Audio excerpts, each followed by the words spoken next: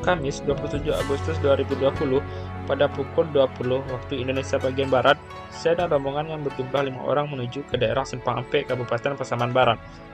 Kami berencana melakukan pendakian Gunung Telamau pada hari Jumat, di mana 3 orang dari anggota tim kami sudah menunggu di Simpang Ampe, Pasaman Barat. Sekitar pukul 12 malam, kami sampai di kediaman salah satu anggota tim. Disinilah kami beristirahat sebelum melakukan pendakian di esok hari. Setelah sholat Jumat, kami mempersiapkan segala sesuatu yang diperlukan dalam pendakian. Sampai saat ini, yang saya ketahui Gunung Telamau memiliki 3 jalur pendakian. Yang pertama adalah jalur pendakian via Desa Pinaga. Yang kedua, jalur pendakian Ganjang Seribu di Desa Lubuk Landor. Dan yang ketiga, jalur pendakian via Desa Melapah, Pasaman Timur. Pada kesempatan kali ini, kami melakukan pendakian via Desa Pinaga, di mana jalur ini merupakan jalur yang kebanyakan dilewati oleh para pendaki.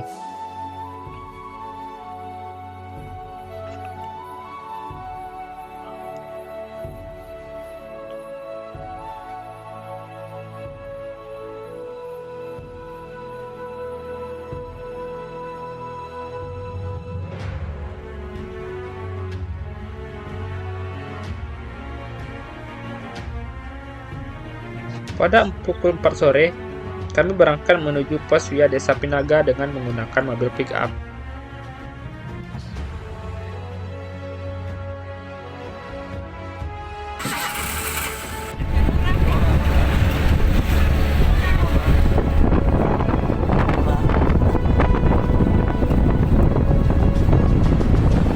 Kami pun sampai pada posko Telamau pada pukul setengah 5 sore. Setelah itu kami melakukan registrasi dan pengecekan logistik. Karena mengantri dan melengkapi hal-hal yang diperlukan, akhirnya kami memulai perjalanan pada pukul 9 malam.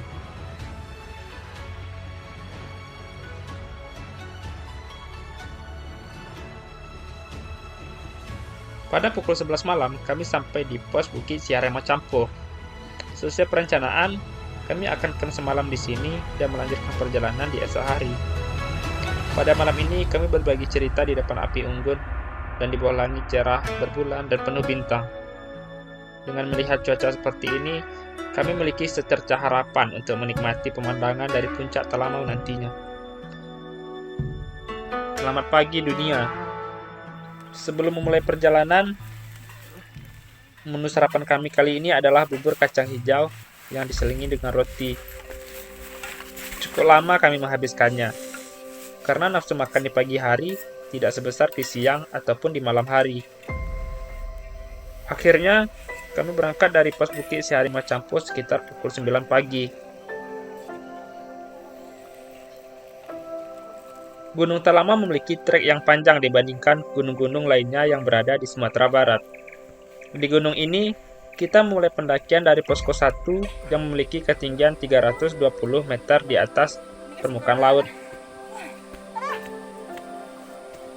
Di posko Bukit Siarema Campo, kita baru berada di ketinggian 715 meter di atas permukaan laut.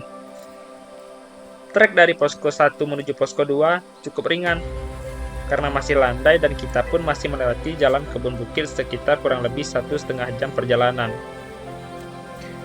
Setelah melewati kebun sawit, barulah kita bersua pendakian yang terjal, di mana di atas punggungan bukit itulah posko 2 Bukit Harimau Campo berada. Posko selanjutnya yang akan kami lewati bernama Rindu Alam, yang berada di ketinggian 1.100 meter di atas permukaan laut. Trek menuju Rindu Alam masih cukup ringan, karena treknya masih cukup landai dan sesekali mendaki. Dan di Gunung Telamau, kita tak perlu takut kehabisan air, karena stok air di Gunung Telamau sangat berlimpah. Di setiap posnya kita bisa bertemu dengan sumber air. Sekitar pukul 11 lewat 15 menit, kami sampai di posko Rindu Alam. Lama berbincang, kami pun memutuskan untuk istirahat dan makan siang di Rindu Alam. Pada pukul 12 lewat 45 menit, kami melanjutkan perjalanan kembali. Posko yang kami tuju selanjutnya bernama Bumi Serasah, yang berada di ketinggian 1.860 meter di atas permukaan laut. Perjalanan menuju Bumi Serasah lebih menguras tenaga daripada sebelumnya. Treknya lebih panjang, dan terdapat banyak pendakian yang terjal.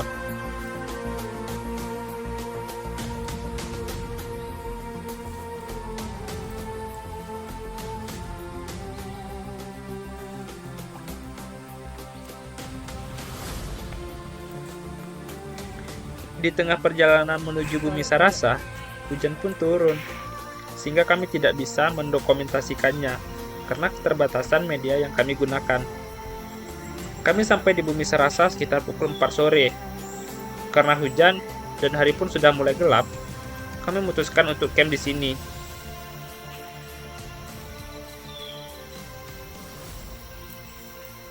Kita lagi di sini pos Dalamang. Bumi Sarasa. Jadi guys, kita sekarang lagi di Bumi Sarasa.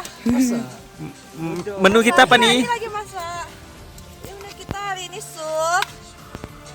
Tiga sih. Cik sih. Pakai ayam nggak? Ayam ya.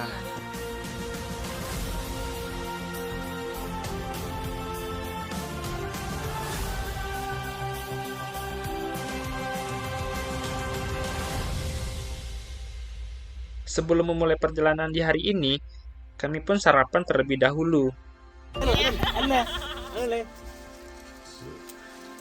Ngasih. Mari ada barang. Karena hari hujan, kami pun terlambat memulai pergerakan di pagi hari. Jika beruntung, di sini kita bisa bertemu dengan sepasang gagak hitam yang konon katanya akan berdiri di jalan yang akan kita tuju. Ya, kami bertemu sepasang gagak hitam itu di sini.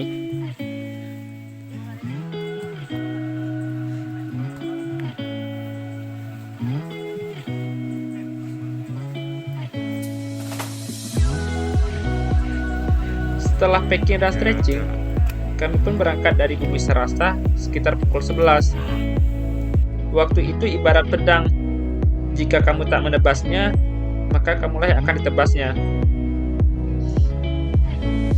Posko yang kami tuju selanjutnya bernama Paninjauan, yang berada di ketinggian 2.500 meter di atas permukaan laut.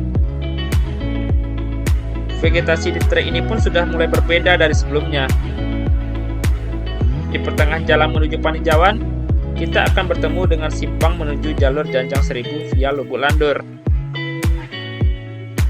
Trek menuju posko Paninjauan umumnya berupa tanjakan. Jika hari cerah, kita akan disuguhkan beberapa pemandangan yang indah di trek menuju posko Paninjauan. Tapi sayangnya, kami tidak mendapatkan hal itu karena kondisi cuaca yang berkabut yang diselingi dengan gerimis. Tepat tengah hari, kami pun berhenti sejenak. Di tempat kami beristirahat ini, kita bisa memandang dengan cukup luas.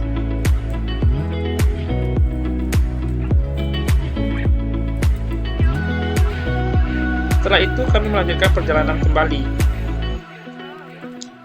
Trek yang kami lalui pun semakin terjal. Bahkan, banyak trek yang mengharuskan kita menggunakan tangan untuk melewatinya.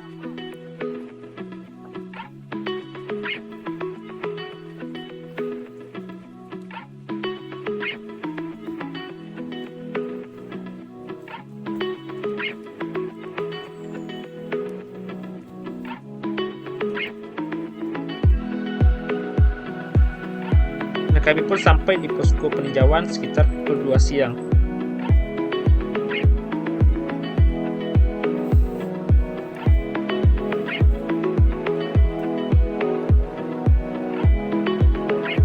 Posko peninjauan memang lebih sempit daripada posko lainnya.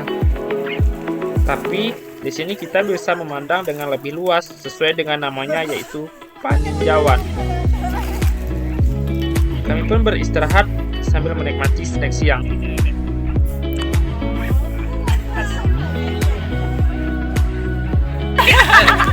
Lupa kuning jadi bawa tahu nak? Yang lagi Mantap.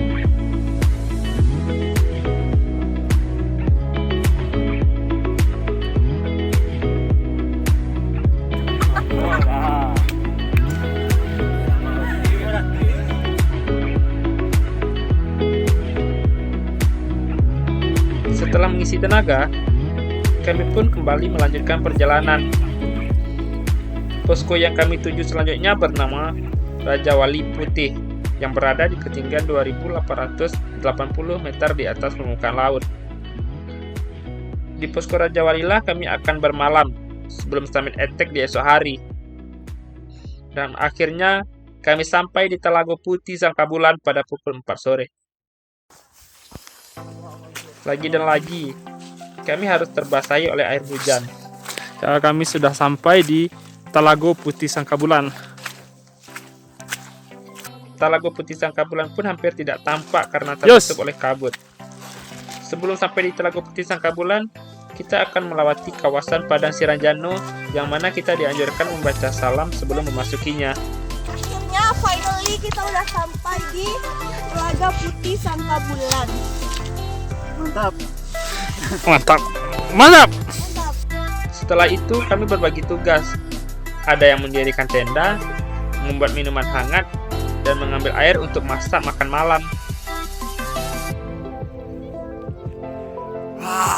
Tak lama. I'm coming.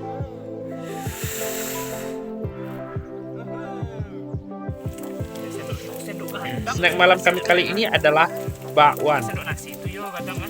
Kondisi cuaca yang gerimis dan dingin membuat bakwan yang kami makan terasa sangat nikmat.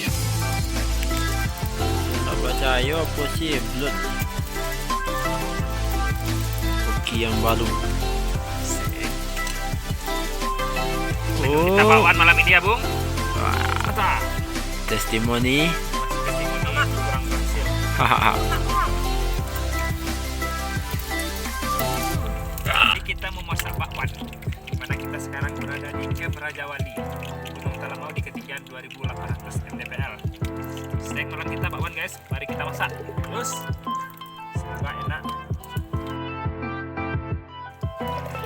Wow, mantap.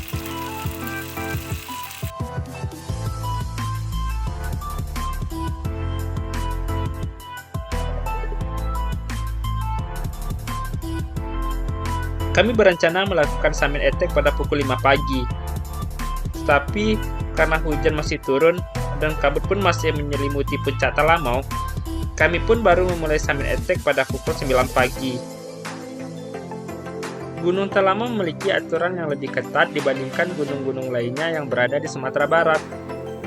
Di posko 1 sebelum melakukan pendakian, carrier yang kita bawa akan dibongkar kembali.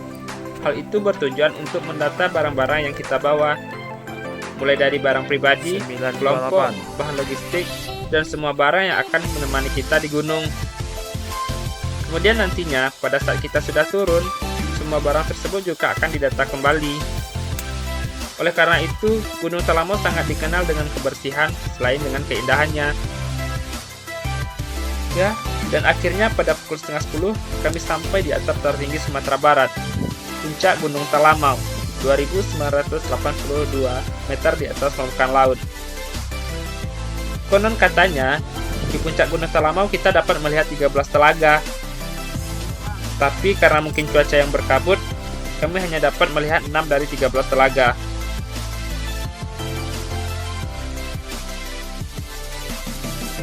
Memang benar, alam tidak bisa ditaklukkan, namun alam bisa kita siasati. Setiap pendakian memiliki keunikan tersendiri. Carilah ketenangan, inspirasi, dan semua hal yang ingin kita cari, dan kemudian temukanlah makna sebuah perjalanan. Salam rimba, salam lestari.